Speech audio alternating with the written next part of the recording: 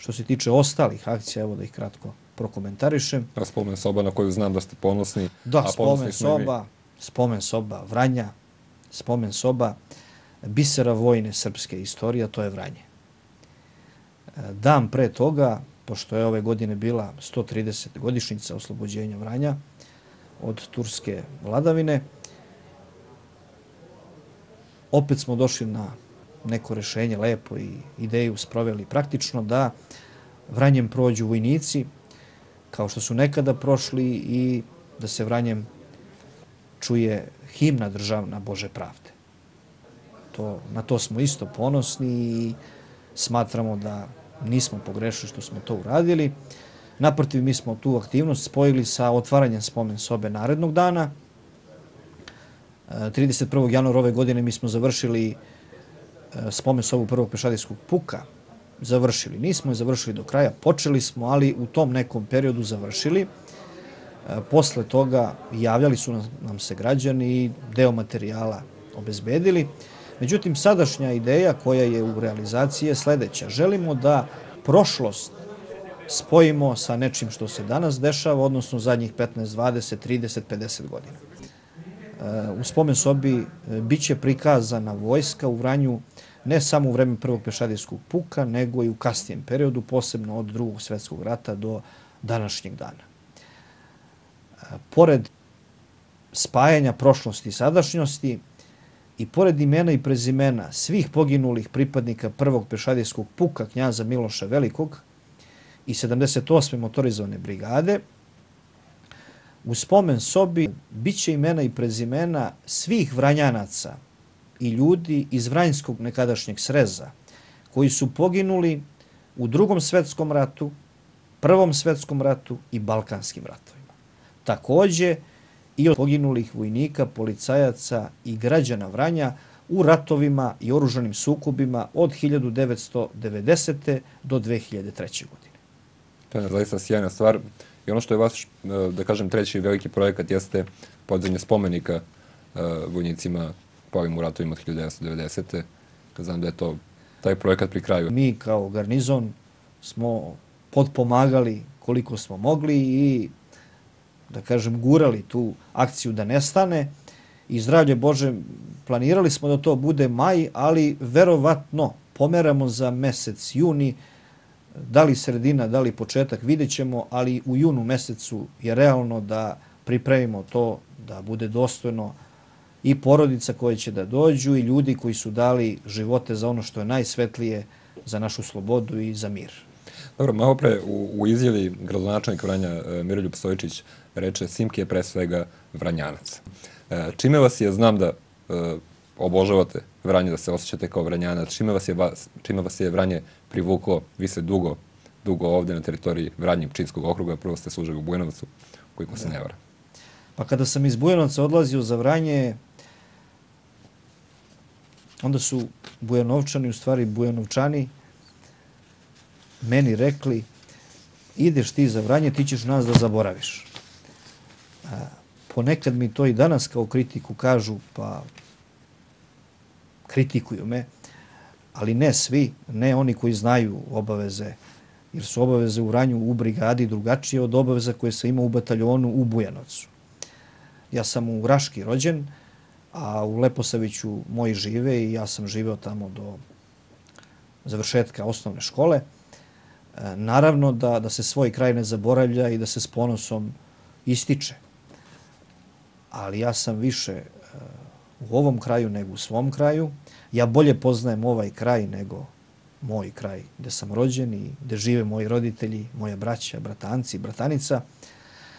Jednostavno ja Vranje osjećam. Kako ga i zašto tako osjećam? Pa osjećam tu dušu Vranja, a nesumnjivo je da ljudi sa strane prepoznaju možda bolje nego i Vranjanci.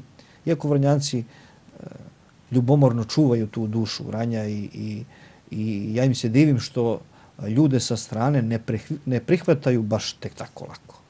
To je dobra osobina. Znači, jednostavno, da bi neko bio Vranjanac, on treba da to Vranje osjeća. Ne samo nešto da priča ili da se ponaša nekako što ne bi volili obični ljudi da znaju i da vide. Ja Vranje osjećam, Vranje sam doživao i u nekom ranijem periodu i sada. Osjećam ljude Vranja. Najveća vrednost Vranja su obični ljudi. Meni je žao što nemam vremena subotom uvek da odem do pijace ili ovako da prođem stalno kroz grad, zato što sve te priče iz Vranja treba da se zabeleži, da se ljubomorno čuvaju. To je Vranje, mnogi drugi gradovi to nemaju. Muzika Vranja, pesma Vranja, gostoprimstvo Vranjanaca, vrednoća Vranjanaca, ponašanje Vranjanaca na proslavama.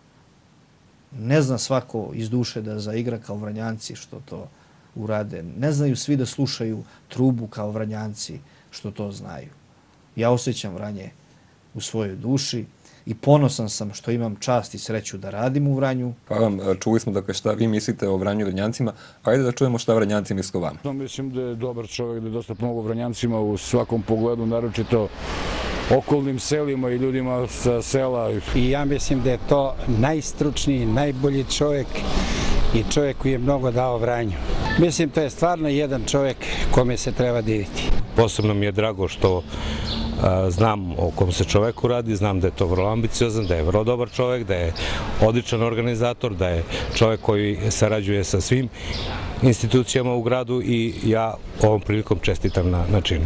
Pa ja sam čuo, lično ne poznajem čoveka, ali znam da je, čuo sam sve najbolje o njemu, da je dobar, da je sposoban.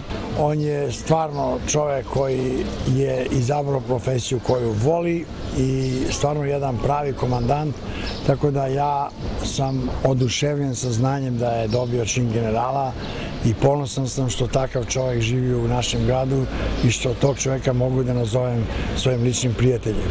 Sve najbolje. Častan, pošten, znam ga lično. Nemam reći. Kam ta sreća da ima još neki.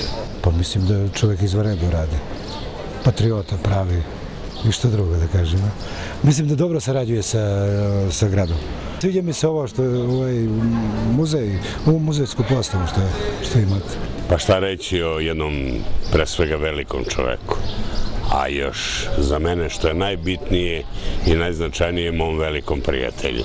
A o prijatelju može se reći samo najbolje. A kao oficiru, bar po onome što sam čuo, je verovatno jedan od najvećih oficira i najboljih trenutno u armiji. A ja mu želim od srca mnogo uspeha u novom generalskom činu.